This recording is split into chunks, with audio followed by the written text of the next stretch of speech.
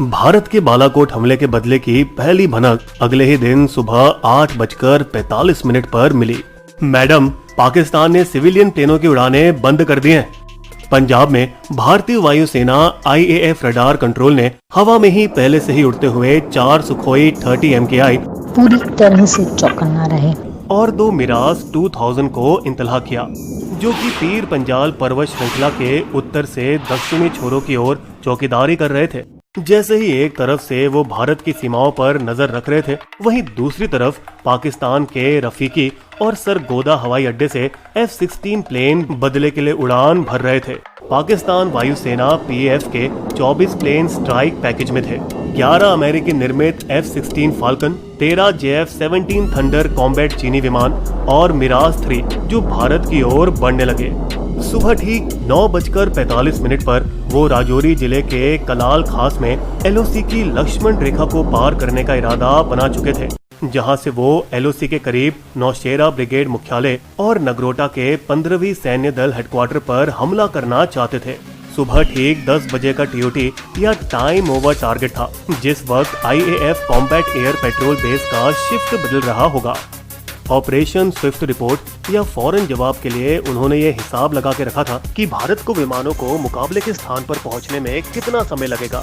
तब तक हम अपने मिशन को पूरा कर चुके होंगे और वापस आने पर होंगे। लड़ाई का मुख्य भाग जम्मू से राजौरी लगभग 90 से 100 किलोमीटर तक फैला हुआ था, जबकि गहराई कुछ 100 किलोमीटर की थी। PAF की फौज 2 भागों में बटी थी। एक भाग मिराज और JF-17 के कम से कम 8 विमानों का दस्ता नागरोटा की तरफ दक्षिण की ओर बढ़ा, हो सकता है भारत को झांसा देने की कोशिश में। शायद ठीक उसी तरह जैसे बालाकोट हमले में भारतीय वायुसेना ने पिछले दिन पाकिस्तानियों को बहकाया था। जम्मू के पास भारत वायुसेना के मिराज 2000 ने आते हुए लड़ाकू विमानों पर BVR या बियॉन्ड विजुअल रेंज मिसाइलें छोड़ी, जो इतनी लंबाई से फायर की जा सकती हैं जब निशाना भी आंखों से नजर नहीं आता। लगातार भारतीय बमों की वजह से वे अपने लक्ष्य की ओर बढ़ नहीं सके और PF के गठन ने वापस लौटने का फैसला किया। हो सकता है भारतीय वायुसेना की आंखों में धूल झोंकने की कोशिश में। इसी बीच असली हमले का squadron 4 F-16 laser guided bomb से लदा अन्य वाहकों उनकी सुरक्षा में चोरी से LOC को पार करके नौशेरा की ओर उत्तर की तरफ बढ़ा। इंतजार में थे 4 सुखोई। जल्द ही 4 MiG-21 बाइसन भी वहां पहुंचे, जिनमें से एक pilot wing commander Abhinandan Varthaman थे, जो कि एहतियातन तौर पर बुलाए गए थे एक महिला स्क्वाड्रन लीडर के निवेदन पर, जिसके लिए उन्हें पदक से सम्मानित किए जाने की अपेक्षा है। हमें तुरंत मिग सपोर्ट की जरूरत है, ओवर। फौरन ही ORP या ऑपरेशनल रेडी प्लेटफॉर्म पर खड़े तैयार विमान रनवे के दोनों छोर से स्क्रैम्बल किए गए। 1000 किलोमीटर प्रति घंटे की गति से 10 से 12 मिनट में 200 किलोमीटर की दूरी तय करते हुए लीड बाइसन के विंग कमांडर अभिनंदन वर्धमान उसी समय वहां पहुंचे जैसे ही 4 F-16 ने LOC सीमा पार की।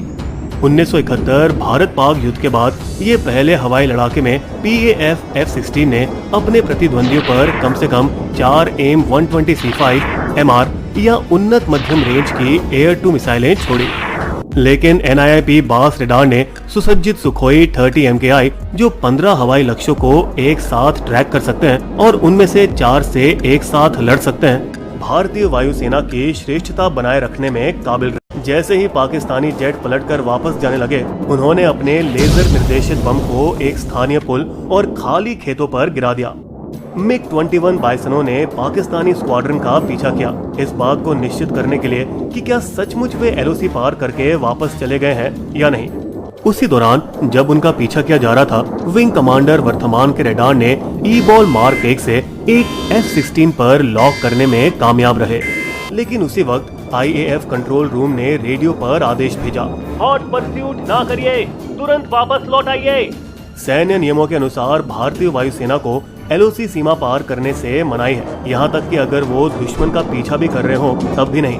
पाकिस्तानी पायलट ने लॉक हटाने की कोशिश में अपने विमान को तीव्र गति से ऊपर की ओर उड़ाया, लेकिन वो अभिनंदन को हटा नहीं सके, जिसने कंट्रोल रूम को रेडियो के जरिए बताया R-73 चयनित और अपना R-73 मिसाइल फायर किया, जिसने इतिहास में पहली बार एक F-16 को हवा में ही गिरा दिया। अभिनंदन ने पाकिस्तानी F-16 पायलट को साफ साफ बाहर इजेक्ट होते हुए देखा जब उसका विमान गिरने लगा। तब तक 15 किलोमीटर प्रति मिनट की गति से अभिनंदन एलओसी के 10 से 12 किलोमीटर अंदर आ चुके थे। तेजी से दिशा बदलने और भारतीय क्षेत्र में लौटने के प्रयास में उन्होंने अपने विमान को ऊपर की ओर मोड़ा, लेकिन बहुत देर हो चुकी थी। जमीन से Pakistani anti aircraft gun firing कर रहे थे। साथ साथ भागते हुए F-16 भी पीछे की ओर बम छोड़ रहे थे। उनका रडार रिसीवर जोर जोर से चेतावनी देने लगा। उनमें से एक मिसाइल उनकी पुछंदी पर आ गिरा और उन्होंने अपने विमान पर झटका महसूस किया। अपंग विमान को संभालने में जब वे नाकामयाब रहे तो इजेक्ट बटन दबाया। नीचे जमीन पर लोगों ने 2 पैराशूट को उतरते हुए देखा और उन्होंने समझा, देखो 2 हिंदुस्तानी पायलट, पकड़ो उन्हें, भागने न पाए। दोनों इतने ऊपर थे कि अभिनंदन के पैराशूट को नीचे उतरने में 10 मिनट से ज्यादा लगा। जैसे ही भारतीय पायलट जमीन पर उतरे, उन्होंने 3 लोगों को अपनी ओर भाग कर आते हुए देखा। ये भारत है या पाकिस्तान? एक युवा ने झूठ बोला। भारत। ये सुनकर अभी ने उन्हें परखने की कोशिश की।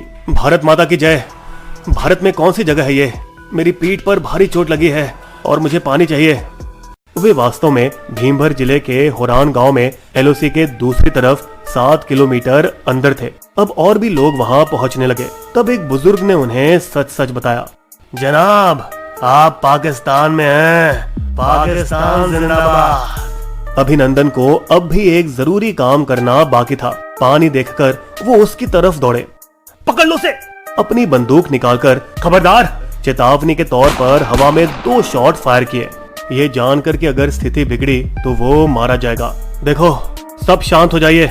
उसने अपनी बंदूक पत्थर पर रख दी।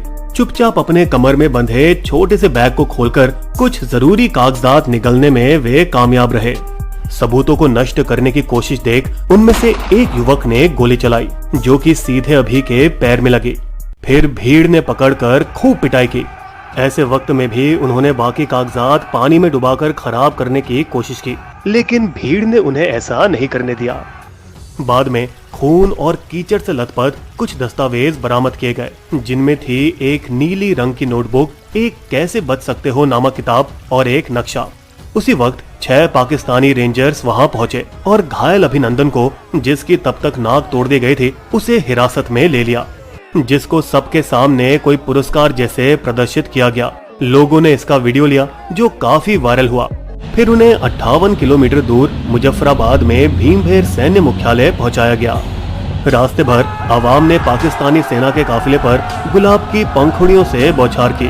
वे इस बात से काफी खुश थे कि भारतीय पायलट को हिरासत में ले लिया गया। इसी दौरान पाकिस्तानी पायलट विंग कमांडर शहाजुद्दीन, जो नंबर 9 स्क्वाड्रन शेयर ड्रिल से जुड़े हुए थे, 8 से 10 किलोमीटर दूर सब्ज कोट में पैराशूट करते हुए उतरे। खुफिया से सुनी हुई बातों से ये पता चलता है कि सब ये समझते थे कि दोनों पायलट भारतीय हैं। मिसाल के तौर पर पाकिस्तान के 7 नॉर्दर्न लाइट्स इन्फेंट्री और 658 मुजाहिदीन बटालियन के बीच गुफ्तगू कुछ ऐसी थी। 2 परिंदे उड़ा दिए, दोनों परिंदे वाले पायलटों को जमीन पर जब्त किया है। भूल से भारतीय पायलट समझकर पाकिस्तानी विंग कमांडर शहाजुद्दीन को आवाम ने बेरहमी से पीटा और मार डाला।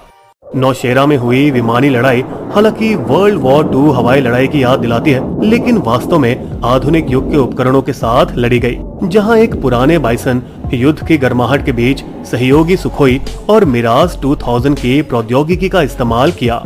विंग कमांडर अभिनंदन के साहस को बिस्बो तहे दिल से सलाम करता है। जय हिंद। बिस्बो की शायरी। दुश्मन हक्का बक्का था बालाकोट के बाद, उसके घर घुसकर किया था उसको बर्बाद। हम पर हमले के लिए ली थी उसने ठान, इस कोशिश में गंवा दिया अपना F-16 विमान। अभिनंदन जाबाज को करे बिस्बो सलाम, जुल्म सहे लेकिन रखा जिसने देश का मान।